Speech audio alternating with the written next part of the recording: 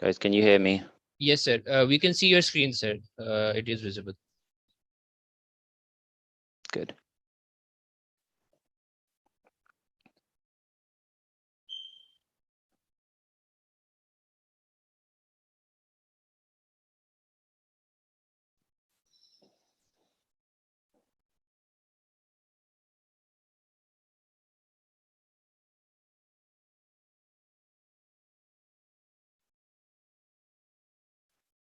I don't know whether you can see the screen or not, Yes, because I sir. don't Your think that screen is. is visible.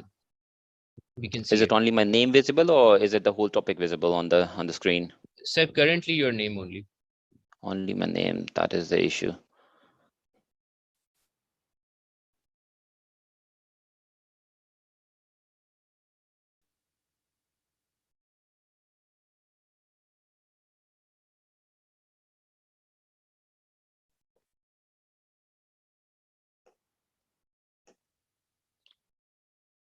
I think there is some technical glitches. I may have to go with this thing. I'm unable to complete my full screen share because the information is gonna miss on that one. Can you see the screen now? Yes, sir. Now we can see the host. You can see the whole screen.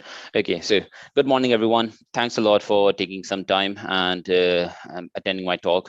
I'm sure that some of you have already been gone out to the breakout sessions to present your posters and other presentations. So I was asked to have give a talk regarding recent advances and state of art in orthopedics. It is a very vast topic, and within the span of 30 minutes, I don't think I can completely cover that. And considering the target audience is medical students and house officers, so I have narrowed it down to robotics and orthopedics, and I'm just going to give you an introduction to that. I'm not going to go into much details of it because, again, it will be too technical. It will have a lot of terminology that I'm sure that you people won't be familiar with. So yeah, I have tried to make it as simple as possible so you have some basic understanding of robotics developments in orthopedic surgery. So first of all, my conflicts of interest, I don't have any, although during this presentation, I am going to show you some robots that are from one particular company, and they are designed and being operated over the last 20 years. I have some experience of using those robots, but I am not an expert yet because the learning curve is quite a lot and you need a lot of volume doing these sorts of surgeries to be confident saying that, oh, I am the expert in this field now. So just starting with a very light note, any one of us that chooses to become an orthopedic surgeon, we are usually come across a fractured patient and you say that, oh, I want to fix that one. Because once you fix it or stabilize that fracture, you notice a sudden improvement in their symptoms. And that improvement, they say, okay, with minimal intervention, I have made his life better. Okay, so that is the primary reason that you come towards orthopedics, because of the immediate results. But orthopedics is a lot more broad specialty than just fractures. This is our basic tool, the hammer of Thor. Whenever you see a nail, you need to hit it. So your hammer is already ready, always ready. Uh, and some surgeons, they were so impressed by the Thor's hammer that they have taken that hammer, sterilized it, and used it intraoperatively in their procedure. This is the father of modern orthopedics, Sir John Charnley. And on the left side, you can see The Man and the Hip. This is the book written on him and on his whole career, that it all started with a simple idea that he came across some arthritis patients and he thinks that I want to improve their quality of life. And he come across with the first ever designed total hip replacement that is right in his hand there. He started experimenting on his implant design. He come across multiple hurdles, he comes across multiple complications, but rather than giving up, what he did is that he kept on pursuing. He looked at his results and he said, okay, where I am getting wrong. Okay, and he continued improving his technique, so that total hip replacement is one of the most successful procedures in orthopedics right now. Again, just a simple presentation of a total hip replacement and a total knee replacement. Relatively straightforward procedures in most of the population, but if the deformity is quite worse and if the anatomy is quite distorted, that could be quite challenging. Till last 20 years ago, everyone was doing manual total hip replacements and manual total knee replacement. But over the last 20 years, the role of robotic surgery came in, especially joint replacements, because by using robots, you can make your cuts more precisely. You can pre-plan your surgery, and you can execute those pre-planned procedures intraoperatively, and you can see that there is massive improvement in the outcomes. So 20 years ago, invasion of robots came in. Just again, on a lighter note, multiple transformer series that over the series of transformers, you can see that the robots evolve. Okay, and this is what is going on with the orthopedic robots as well, that with every passing year and new engineering and IT skills, these robots are getting more and more intelligent, and they are giving you more precise results.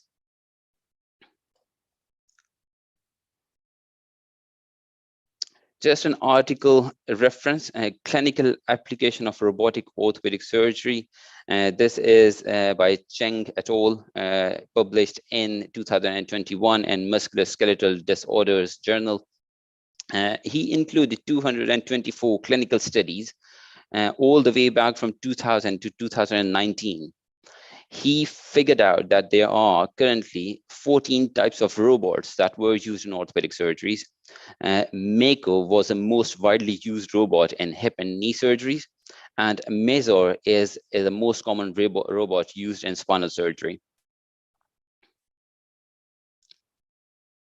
So here in this picture, you can see the Mako robot. Mako comes with multiple extensions. Okay, this is the simplest, most basic extension.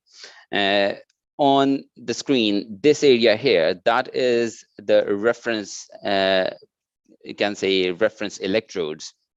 What you do is that for robotic surgery, you need a cross-sectional imaging for planning and the procedure beforehand. So you get the CT scan, you pre-plan the procedure, and then intraoperatively, you have to guide the robot where the anatomical landmarks are, so that the robot can identify those landmarks and a robot can guide you and assist you during the whole procedure.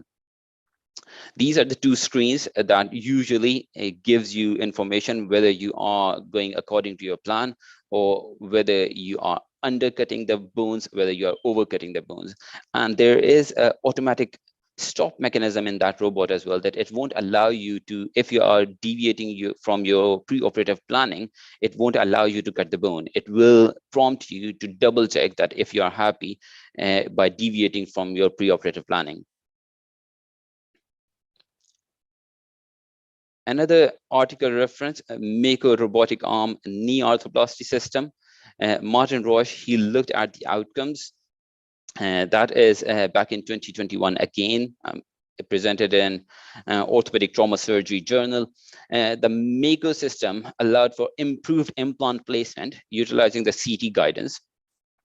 It improved bone resection accuracy. It gives a flexibility for functional implant placement with gap balancing. And when combined with kinetic sensors, there were improved rotation and soft tissue balance as well. So all in all, it is giving all the positive outcomes that you usually desire from a joint replacement surgery. Another article reference, Journal of Arthroplasty 2022, they compare the postoperative instability and acetabular cup positioning and robotic assisted versus traditional total hip arthroplasty done by Jonathan et al. 3-surgeon cohort study. They included 2,247 consecutive patients. Out of those, 1,700 odd patients had manual total hip arthroplasty, and 523, they underwent a robotic assisted total hip arthroplasty. They figured out that a robotic total hip arthroplasty resulted in less than 1/4 the dislocation rate as compared to the manual total hip arthroplasty, and no revision. But they couldn't find any differences in outcomes for patient-reported outcome measures or any other early complications. So all in all, it shows that you are reducing the dislocation rate by putting the implants in more accurate position and more desired positions, but long-term patient-reported outcome measures are not that different. So principles in Mako robotic assisted surgery. Number one, like I said earlier, there is pre-operative 3D planning that you need to do on a CT scan. Okay. The second is EquiStop haptic technology. That is the advances in engineering. Like I said, that if you are cutting too much, the robotic arm is going to freeze in between and it won't allow you to cut that. Okay, till it prompts you to double check whether you are wanting that desired cut in your arthroplasty procedure. And intraoperative registration of bony landmarks, these are through those sensors that I showed you earlier. Employ the robotic for precision cuts. Okay, so if you are doing it manually, the risks are that your angles may be a little bit different than what you desire. Your hands may become a little bit wobbly or shaky, and you may angle it slightly different. That that will result in a disaster. Insightful data analytics. It gives you a real-time comparison as compared to your preoperative planning. So it is right in front of you on the screens. So it is guiding you throughout the whole surgery. Just a picture of preoperative CT scan for a hip arthroplasty planning procedure.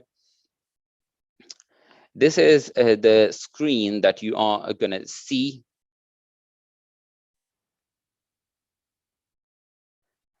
It gives you what orientation you are putting the implant in. For example, here cup inclination is 40 degrees, that it is going to guide you. Cup version is 20 degrees. Superior, how many millimeters you want to cut superiorly. Medially, how many millimeters you want to medialize your acetabular component. And posterior, again, how many millimeters you want to posteriorize your acetabular component. So all these plannings you have done already beforehand, looking at the CT scan. And intraoperatively, the robot is just going to guide you that, oh, you have achieved your preoperative planning. And here is the intraoperative execution. Again, here you can see these sensors, they are identifying the bony landmarks intraoperatively, and they are going to guide you. With all these fancy procedures, there are a few disadvantages as well, especially when you try to implement these procedures in Pakistan, like countries where we don't have much resources and the health services are government funded, and government is not allowing you to buy those robots and training the people. Number two, the volume of the surgery or arthroplasty surgery is not great in one particular center. So you have to justify that you are buying a $1.25 million robot and whether you are going to make good use of that robot or not. So it is very expensive for the setup to build in. Number two, the company that is supplying those robots, they are charging you about $100,000 for annual maintenance of the equipment. And for each case of arthroplasty, you are approximately spending about $1,000 of equipment that is completely not reusable in the next procedure. So you can imagine that at the moment, comparing the dollar rates, you are utilizing about disposable equipment that is worth $3,000 just for one procedure on the robot. That doesn't include the implants cost. So it is quite a expensive procedure to undertake, especially in Pakistan. Again, like I said, a regular upgradation and calibration is needed. So you need a trained engineering and IT staff for that. Learning curve, it is a little bit longer for surgeons and staff as well. And intraoperative setup time, it also adds up. For example, if you are doing a manual hip arthroplasty or a knee arthroplasty procedure, you may be able to finish it within 60 to 90 minutes. But if you're using a robot, you may add about another 30 minutes to your surgical time. So a slightly prolonged anesthetic time and a slightly prolonged surgical time. But the benefits are that if you are aiming for precision and accuracy, then in the long term, you are giving your patients the best possible results through that procedure. Just to conclude, robotic surgery is an excellent and exciting new prospect and a constant improvement and development. There are lots of engineering team and lot of IT team who are constantly working on that. It has its own pros and cons. Considering cost-benefit analysis of individual centers and their caseloads, it will take over traditional manual surgery in near future. Many thanks. I tried to keep it simple. If you have any questions, I'm here. I'm happy to answer.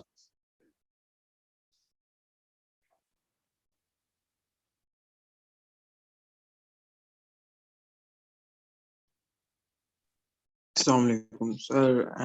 I have some questions. I'm Ahmad Dar from second year MBBS, Albury Medical University. So I would like to ask some questions from you, which are one of the participants I have asked. One of them Yes. is, do orthopedic surgeons have a very hectic life? Do they have a good work-life balance? It all depends where you are working. If you consider that you are working in Pakistan and on top of your normal job, you also have to involve in private practice, then in the initial years, it will be quite hectic because you have to give a lot of time to your private practice to begin with. So it is a little bit demanding to begin with, but I have seen quite a lot of orthopedic surgeons, even in Pakistan, who got very good work-life balance. So you will choose at some point in your life that, oh, okay, I need to spend more time with my family as well. I am not working or operating over the weekend, for example, Saturdays and Sundays. It is all regarding the management. So even if you are involved in private practice and you say, okay, my clinic will run only from 4 o'clock till 8 o'clock, and I'm not going to stay after 8 o'clock, okay, because I have to go home early. I will have my dinner with my family. So you just need to set up those rules, okay. It may be the case that you may not earn that much, okay, but you will have a good work-life balance. So you have to choose what sort of life you want to live, and whether you want to be an orthopedic surgeon as well. As part of your normal jobs, you will be an on-call rota for the rest of your life. That means that your registrars or your trainees, they may call you in the middle of night and say that, oh, I got a complicated trauma patient who got multiple long bone fractures. Can you come in the middle of night and help me out? So you may have to go at that point. Again, I am in UK. UK, they have reduced the working hours quite significantly. You are not allowed to work more than 48 hours average per week. That means that I am only on call once in a month over the weekends. And today is one of my weekend on call. So I will be leaving for hospital very soon. Thanks a lot, sir. Sir, there's one more question, and I think it's a very interesting question.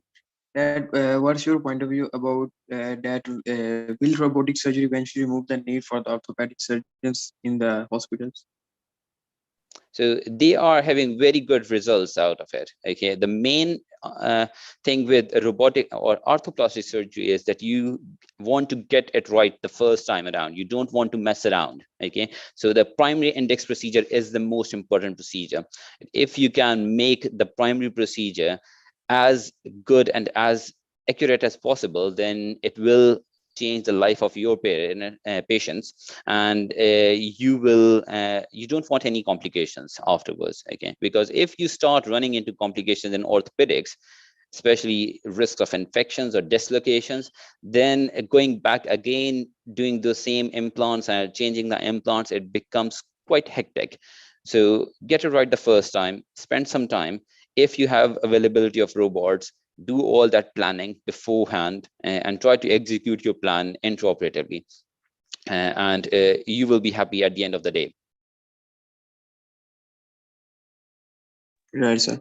So there's a one more. What are some of the latest advancements in the orthopedic surgery that you are particularly excited about in the UK? So before coming to UK, when I was looking at the